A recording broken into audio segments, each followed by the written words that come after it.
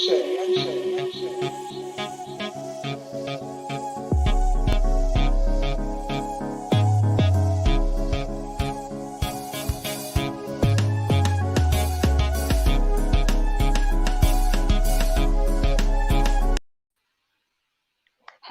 Hi guys. Sorry. Hi guys. Hi Shez. How you doing today? I'm Oh good, my gosh. thank you. I'm really good. Right. What about Okay. you? So How are you doing? do you know what? It's not too bad today. I've got the grandchildren. I'm How are loving it you? though. Oh, Yeah, I've got the little munchies. munchies. Yes, I got them. And they're not that much munchies anymore. They're getting bigger. They're getting How old are bigger they now? It's just amazing they're how 6 quickly this they just year. change. 6 I this know. year. Crazy, 5 isn't now. it? They're 5. They're 6 this year. I just cannot believe how quick time flies like that. Yeah. When I look at my Literally, children, I the just twins think, are. it's when you see their clothes sizes and you're holding up the clothes and you're like, they can Yeah, fit into this. I know. Can they fit anymore? No. Yeah, that's when you actually realise they're getting bigger. But you know, it's been a lovely few days. We've got them for another couple of days, I would think, or but it's flexible. Yeah, but yeah, so we're here this morning, this afternoon. It's the same thing we do every we're single here this week. afternoon, and as we said last week, that Limitless Talks is about building. I would say building character. There are so many different there were so many different aspects to Limitless that sometimes it's hard to just block it down. But I did write something this week, but I've left the paper downstairs, so there you go. But to be honest, with what you've just said about building up, I suppose building up character. I suppose it's also exploring new avenues as well, isn't it? It's having those conversations just to kind of relate to other people and to be relatable as well. And as we say every week, sorry, go on, dear. Also we're looking at enabling and getting them to embrace people, to embrace who they are, because a lot of the times we don't embrace ourselves, you know. We literally are moved by characteristics that surround us, but embrace who you are and love you for who you are. If you're it's loving yourself that allows you to be fulfilled in the end. And that's really our goal, that women, male, female, anybody, become fulfilled in their lives and not feel as if they've lost out because they weren't able to achieve things that they wanted to achieve. So I think that's what we do these talks for, to get people to understand different sort of things. But today, what are we doing today, Shez? What are we doing? Well, we're continuing our conversation on culture. And as we've mentioned before, this is a vast topic because culture embeds so many different avenues. And reality is, culture is unique to the person. So there's going to be millions, billions of perspectives of lifestyles. However, we're going to be looking at ourselves and others. And, you know, it's quite fun today because we've got a guest. We've got a guest. So you're going to hear another voice with us, and she's going to be giving her perspective of culture from her point of view. We're looking at it specifically from a marriage point of view.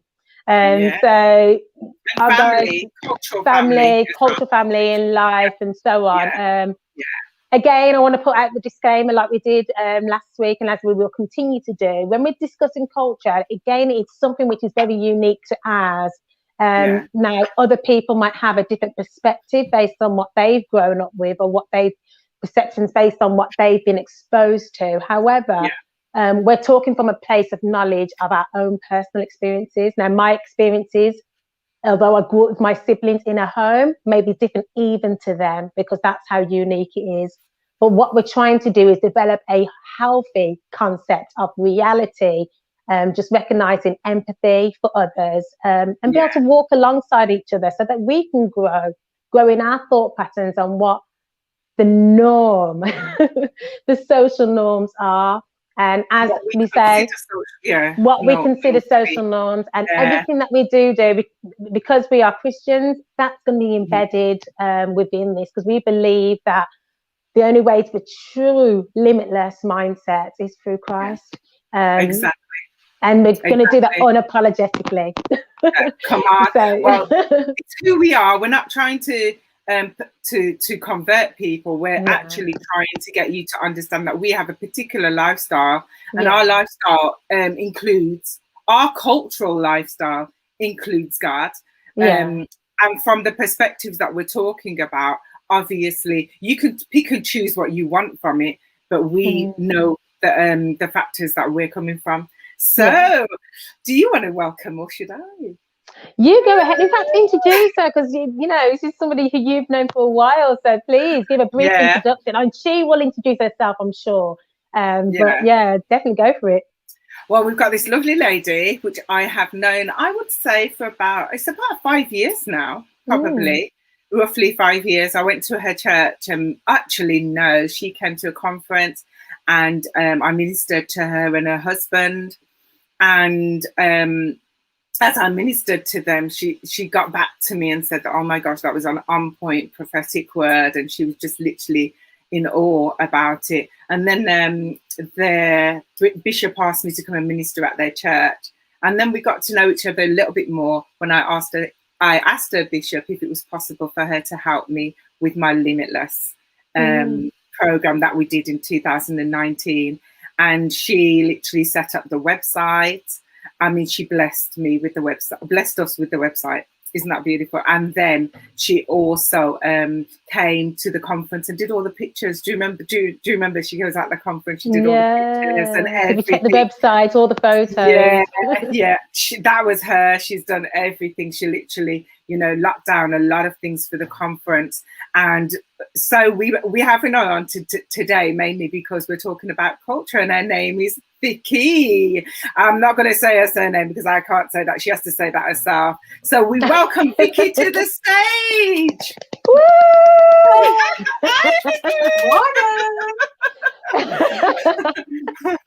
Hello, VIKI. Hi. Good afternoon. Not good morning. Good afternoon. Thank you for the introduction. That was really lovely.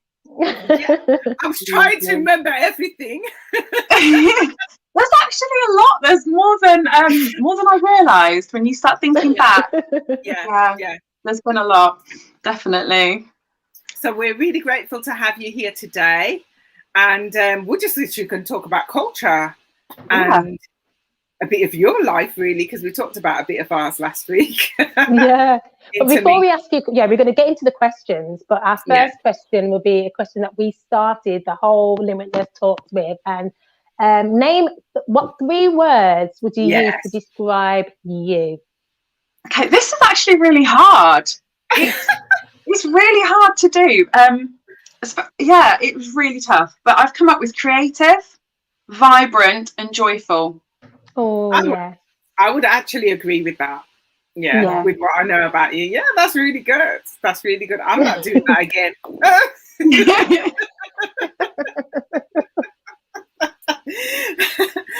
So with that, do you want to introduce, she's introduced herself in terms of who you are. Do you want to do a little bit about yourself?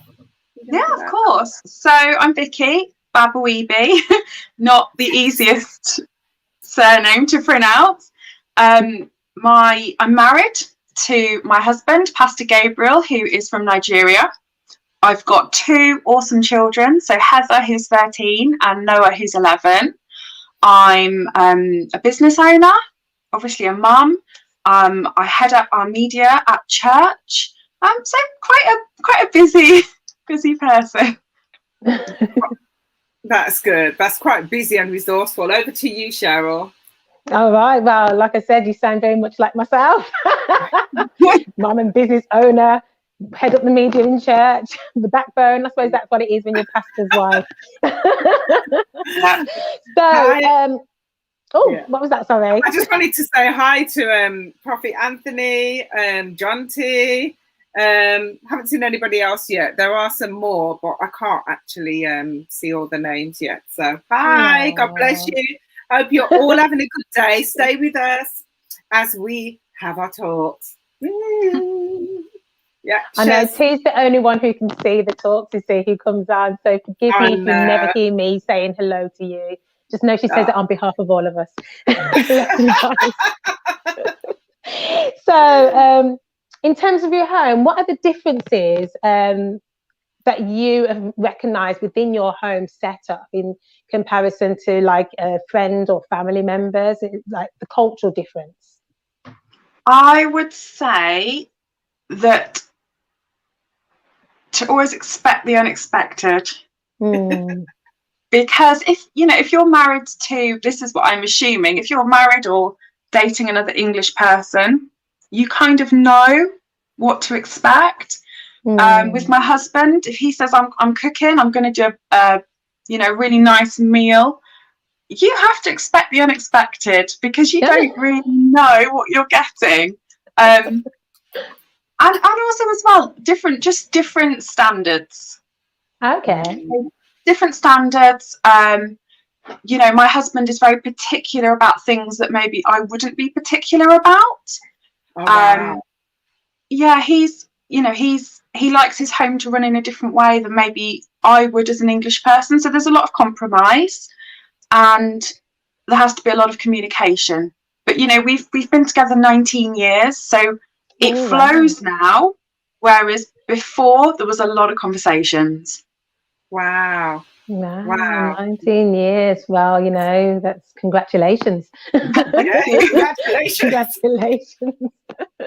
Right. So Shez, you go, because you're sometimes go, Shez. We're working this one out, aren't we? So used to talking with each other. I know.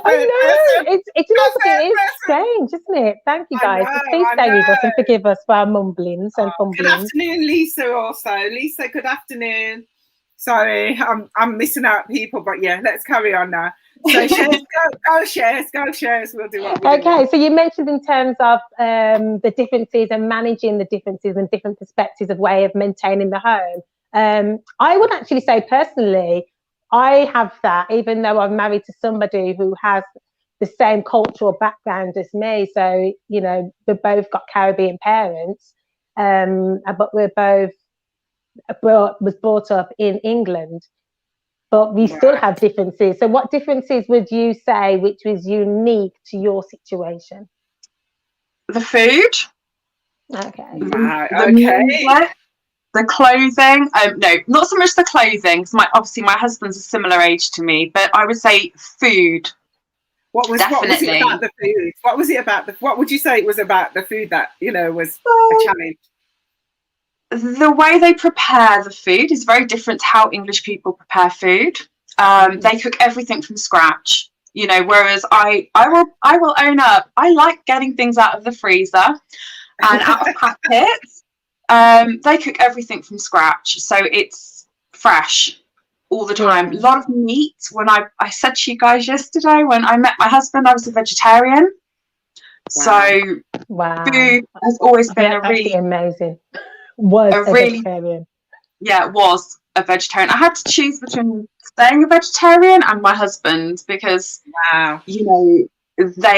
every meal has meat involved. So, and it's not the normal cuts of meat that we would find in Sainsbury's. So yeah, it was it was a definite cultural shock. And also that the women are expected to do all of the cooking.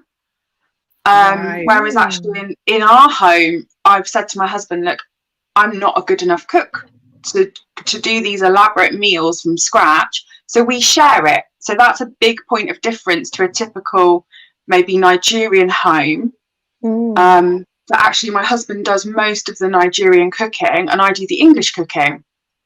Right. Oh, well, that sounds like good compromise. Oh, it's amazing. Yeah, it's amazing.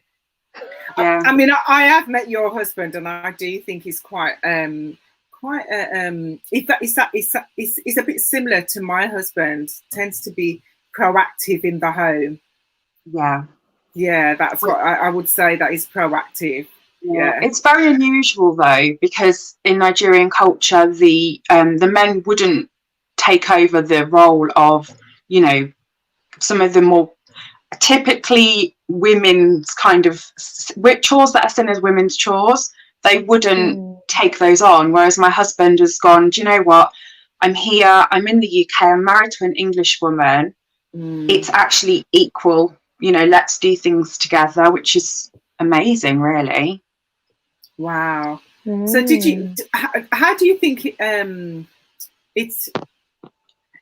what was the challenges between your natural character growing up, and being in a Nigerian family? What would you say would be a bit of the comparisons that are different?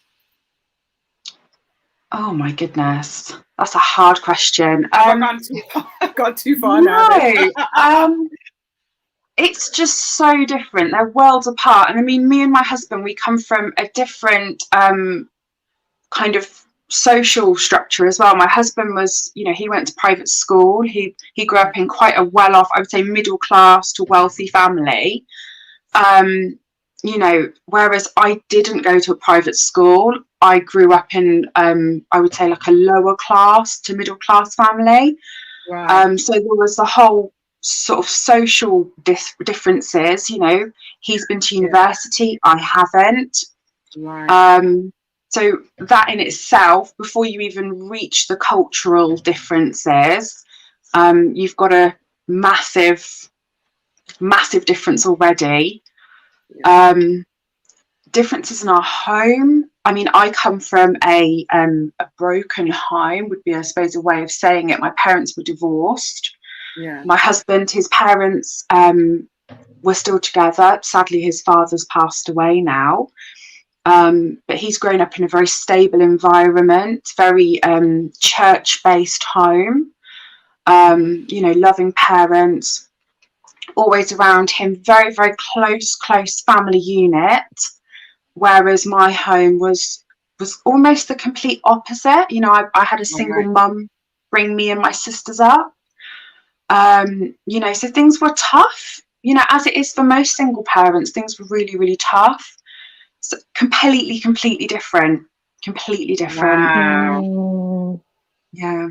Wow. Shez, you do you. Yeah, because I was even just taking up on things that you were saying just there, even with how things were in the home. Now, I was looking at, I don't know if you've done sociology, when you look at the actual, I think it was the 50s, but they used to have this magazine of how a woman should be for a husband. And I was actually just, if you saw me looking down, I was trying to look for the exact information because I don't want to quote it wrong. But a lot of those traits were taught in the schools for a woman, specifically a wife, to be that homemaker. So they would stay at home, they would do all the cooking and all the cleaning. They would have to make sure that they were all done up and dressed up nicely. So if their husbands came in, it was you're not supposed to talk because your husband would be stressed and you don't want to share your day but you're supposed to have their slippers ready and make them sit down and have. So there was all these things which was just embedded in English culture. And we know that over the years, those have changed. However, it sounds as if your husband's culture has continued it. And I suppose in different households, this will vary. So in my household, there's definitely some of those elements which I've taken on board because I know that in terms of my husband's love language, and I'm sure T, you can say things for your household as well, which things we might kind of take on board based on, just kind of allowing things to work for us. So what things in your relationship or in your household, I know you've kind of mentioned some already, which is fantastic. Shez, just before you ask that, can I just come? Because basically, I was brought up, the way that you've just spoken was what we were taught. Because of my age, obviously, my age difference between you two is a little bit more. But I was actually brought up to be ready for my husband. And when I went to in school, when I left school and went to do my training course, I wanted to become a computer technologist, and I was told I couldn't do that. I have to do childcare or seamistry. And so because that's what it was in my day, that you were only being prepared for marriage. So when you thought that you were going to go you could go, for me, my actual part of my culture, shall I say, because my mum, being a single parent, thought it was necessary for me to be ready for marriage, not ready to go to university or college or anything like that, even though I did go to college. But, you know, that's what we grew up on. So I understand where you're coming from when you're saying that was initially British culture, because it was. It was how they thought about how we should be, and how a woman should be and a man should be. A man should be cared and looked after, and the wife needs to make sure his meal's ready. Exactly what you said, Cheryl. That's how we were groomed. We done cookery at school. It was just for the girls. It was not for the boys. Whereas the men were taught DT. DT, whatever it's called, you know, the, design technology. Design technology. So the girls were always given the sewing, the cookery, and if I wanted to do a career, they would only gear me towards doing childcare. Yeah. I think I got the tail end of that. Obviously, there was a lot more liberation for women by the time I was at school. However, I suppose you kind of compromise with your household as well. And, you know, my parents were kind of like, you know, you guys can do whatever. We weren't driven to be anything really. So we wasn't driven to be a wife. But there was an expectation and clear guidelines in terms of the roles of a woman and the role of a man. So even though my mom did most of the cooking, but we got to an age where we were doing the most of the cooking because my mom worked and my dad worked. So I suppose the dynamics change as years go on. And I suppose with both you and your husband both working, the roles have changed there. So in fact, that just slants me to a slightly different question. But how have you managed those, you know, gender roles within your home, specifically? Because you've mentioned it, part of it already, but how did you go about just clarifying the difference, what you're going to take on in your home? I think it kind of happened, I would say, organically. Obviously, there was never a sit-down conversation with like a list of you're going to do this and you're going to do that.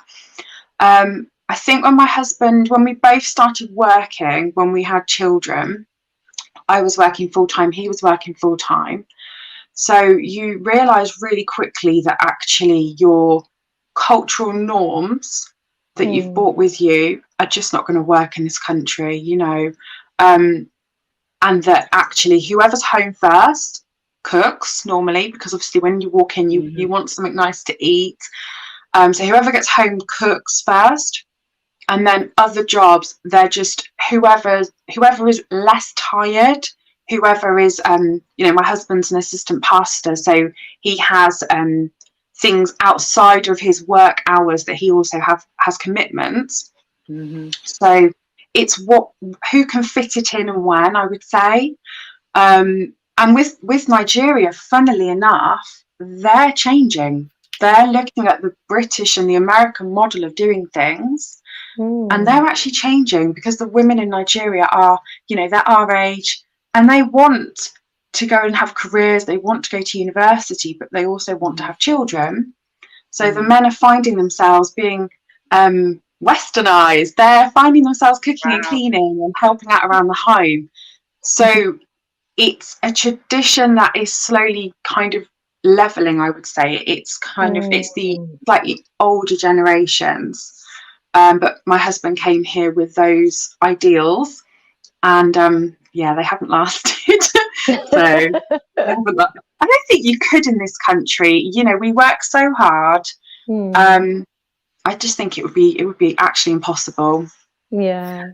Do you know what? I was just actually thinking about the scripture, Ephesians 5 verse 25, where it says, "A husband's love. As for husbands, love your wives as Christ loved the church and gave himself for it." And I think that our cultures have been derived, because the British culture was initially about the Bible. Yeah. And I would say the Nigerian culture, most of the cultures, especially those places that were colonies of England, were geared around the Christian, the Bible. But if you actually look at it and you think, even when we talked about when you brought up the subject, Cheryl, about how Britain was before, that the woman would serve the man and whatever. But in the scriptures, it doesn't actually say that. It says that a husband, as for your husbands, love your wives as Christ loved the church and gave himself for it. And in Genesis, it tells us that the wife is a helpmeet. But it would seem that because of religious ethics, things have come about in a different way. So as you're saying that the Nigerian culture seems to be changing, it may well be going to the original plan of God, you know, where God said the woman is a helpmeet and not the meat. Do you understand what I mean? Just a question for thought. Just a question, yeah, a very good thought. I think it's also important to highlight as well that there is no, you know, structure for the perfect marriage. And when I say that, let me just elaborate on that slightly, because for me and my husband, we had to form our own cultural identity based on what we needed to do in order for us to coexist in this house where we live. And whenever we're mixing with the other family members, obviously there's going to be certain things which they're going to have expectancies on. So as you mentioned about it's not realistic to go to work and, you know, come home and do all the cooking and everything like that, I've got to say I lived that. But that was something that we were prepared to do. I did get home first as well. But reality is I found that I was coming home, I was cooking. My husband was very spoiled, but I recognised that this is his love language and he spoils me in other ways too. So we do kind of find that middle ground, and it's just different things have different levels of importance to different people. And I think it's so important, as you said, VIKI, that you formed that identity for yourselves. And saying that, how did that work with the wider family community? So we're going a little bit outside of your house now. Again, only say what you're prepared to answer back to if they come back to you on the answer. We don't want you to get in trouble. I would say at the very, very beginning, so you're going back quite a few years. At the very beginning, when we first moved in together, I think there were expectations placed upon me that almost I felt like I would fit into the role of a Nigerian woman. But I don't think my family quite grasped that I'm not a Nigerian woman, I'm English. And for me to sort of step into that role 100% would be actually impossible. So there were expectations of how we would run our home from my husband's side of the family, because they're very proud of their culture. And from my mum and my dad's point of view, there were expectations of how my husband would do things. And I would say we couldn't keep up to those expectations. I will never be a Nigerian woman, so it would be impossible.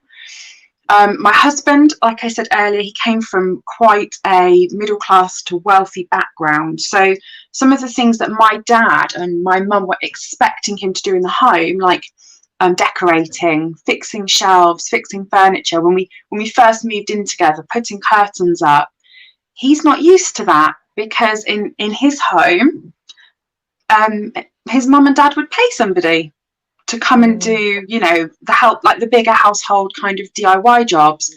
So they were like, that's a man's job. And I'm like, yeah, but he's never been taught how to do that. He's never needed to know how to do that, because he comes from that middle class to wealthy background. So I enjoy doing those things. I'm more than happy to get a drill out and put a set of curtains up. So in our household, it's very much, he enjoys cooking. He enjoys looking after, he really, really loves going out with the kids and just goofing about with the kids. So there's been quite we had to just draw a line and go, do you know what? When the kids were little, this is our home. It's impossible to live up to families' expectations of what we should be doing in our home. And and just kind of rewrite the rule book for ourselves, just so that we're happy, we're living in harmony, the kids are happy, and it works. That makes a lot of sense. I hear you. I think everybody has to do culture for themselves in their house, because, like as Shez says, I mean, I think Shez, you and Minister Pastor Lloyd are a beautiful couple in my eyes. I see it works. Your system works for you. Whereas with me, my husband, I like to do all the cooking. I do all the cooking. He will come if he's at home. He will do the things like the laundry. He'll help me with the laundry and things like that. So I think it's really important that we understand that each culture is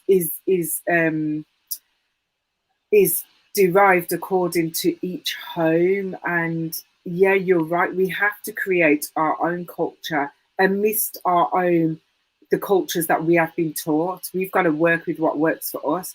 And possibly within today's society, when we see the magnitude of divorces, it may well be because they're not able to amalgamate those two cultures together, even if they're born in the same country, even if they grew up in the same sort of schools. It's whatever you were taught in your household that tends to dominate what you do. And so it's about, I would say, one of the things I'm hearing from all of us today is there's this communication factor that comes into play. And it's a communication that we sit down and we say to each other, this is what we're going to do, because this is going to be the best thing for us as a family, as a household. And if we look at it from that perspective, and even encouraging those people that are out there that are listening to us today, that it's about what you want to implement. It's not really about the things that are going on around you, or the what everybody else's expectations is. It's what is your expectation of your relationship. What is it that you want to achieve by the end, when the time comes that you're both going to leave this world at some point? What is it that you would want to have said that, you know, actually me and my husband, me and my wife achieved this, our family had this as a goal, and this is what we achieved? That, I think it's food for thought, isn't it? Definitely. But even as he was talking, I was thinking about, I know we just happened to be talking about a husband and a wife context right now, but I believe that this coexisting attitude can happen with anybody. It happens within our friendships. So I don't want anyone who's not married to think, oh gosh, they're just talking about weddings and marriages, I'm not interested. But it's just recognize that in all aspects in relating to others, there is a level of compromise, there's a level of recognizing that actually I don't need to be offended by them having a difference of opinion. It's about being able to coexist and be able to do so, as we said last week, and we emphasize this, is the word peacefully, willing to just listen and just to move forward on things, and, you know, making that decision to say, you know, something, we are going to do this, and in order to do it in a way which is going to be harmonious, is you have to work together, which is give and take. Even as single families, to be fair, because I mean, obviously we're talking about all of us here are married, but there are single families that, you know, you create your family atmosphere and your family DNA. It's your choice what you want in your household and how you want your household to be, when, you know, how you want to develop your household to be. And don't feel pressured because of what you see around you, because sometimes what goes on in a person's home is very different to what you see. Do you know what I mean? And we're exposing our houses here, but that's not always the case. That's not always the case for everybody. Do you know what I mean? So, you know, it's understanding that for individuals, you've got to look at it from your level of balance. How do you, it's more about you embracing who you are. I think we said that earlier.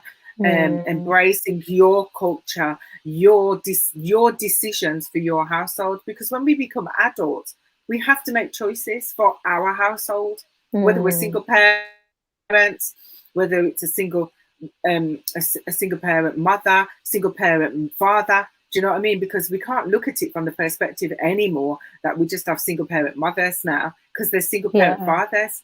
Do you know what I mean? And so it's an all-round thing that we have to embrace what it is that we want to achieve for our households. Yeah. I've just looked at the time and just says it's absolutely flown by. So, oh my gosh, VIKI, there's all these other questions we had. And I know there's areas that, you know, we haven't touched on as yet. So you're going to have to come back. Simple. You're going to have to come back so we can kind of divulge into this, because I think we just literally scratched the surface. Exactly. And there's so many little nuggets which we've kind of exposed already through this. And going back to the word, yes, we make choices. And in the Bible, there's going to be elements of the word that's not going to show us what her family must cook on a Sunday and a Saturday and a Monday. It doesn't tell us of how, you know, specifically a woman should dress in terms of an everyday life. There's going to be certain things in the Bible which is not there. However, it does tell us to love each other. And if we love each other, that love is not puffed up, it's not envious, it's not going to cut you down, it's not easily angered, you know, all those different things. And that's in Corinthians 13. So, but if you just divulge, you'll see, if you really kind of understand love. And what I love, we're all here with different levels of melanin, and yet we've all got similar unique, might be unique situations. However, it's the same. And it's just recognizing, doesn't matter what color you are, what cultural background you have, there's going to be certain elements which crosses over and which we could all connect on. So guys, expose yourself to more people, be willing to share who you are, because all that does is enrich lives of others. So that's my final words. I don't know, VIKI, you've got a final word? VIKI, have you got a final word? I agree with that completely, because actually the amount of Gabriel's friends that have said, you're just like a black woman, and I'm like, I don't know how that works, I'm just me.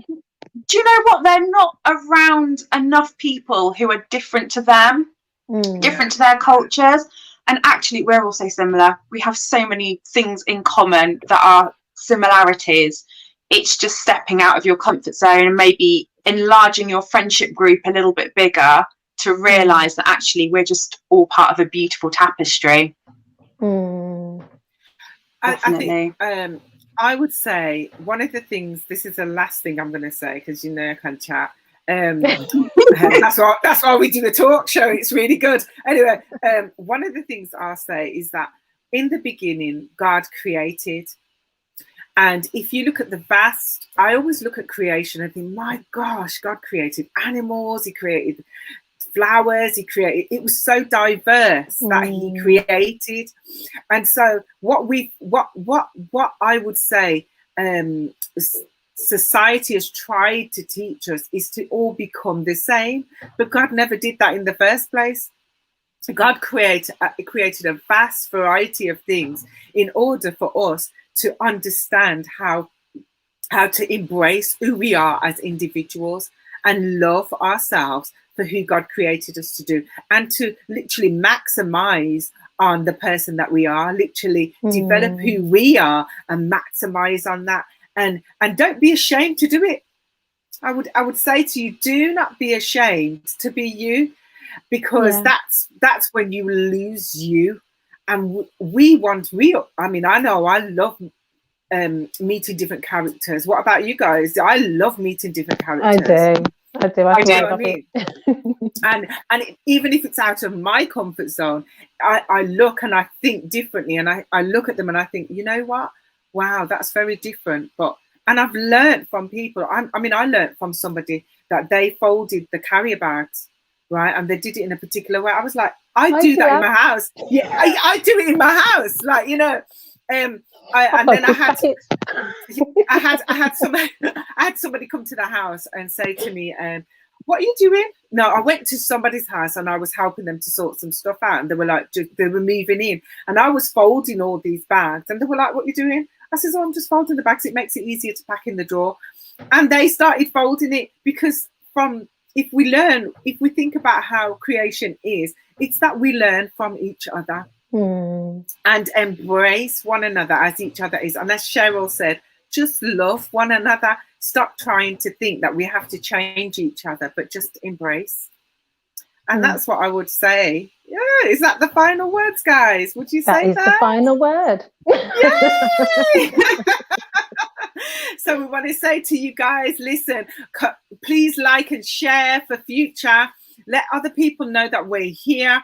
We want you to start listening to our talks and actually probably feeling inspired to do something different in your life. We love you, and we're thankful to you for coming on today and watching with us. Enjoy the rest of your day. Bye. Take care, everyone. Bye. Bye. Bye.